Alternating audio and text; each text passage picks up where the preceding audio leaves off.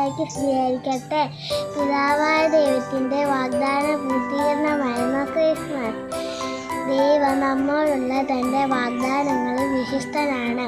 അതുപോലെ നമ്മുടെ ജീവിതത്തിലും ദൈവത്തോടും സഹോദരങ്ങളോടും വിശ്വസ്തത പുലർത്തണം. അവൻ്റെ വാഗ്ദാനങ്ങളിൽ പൂർണ്ണമായി വിശ്വസിക്കുകയും അവനിൽ ആശ്രയിക്കുകയും ചെയ്യാം.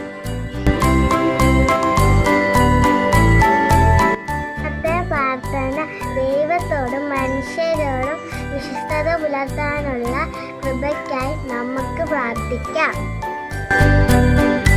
ഇന്നത്തെ തിരുവചനം സങ്കീർത്തനം 100-ാം അധ്യായം 5-ാം വാക്യം. കർത്താവിൻ്റെ വിശ്വസ്തത തലമുറകളോളം നിലനിൽക്കും. ഈശോ നമ്മെ അനുഗ്രഹിക്കട്ടെ.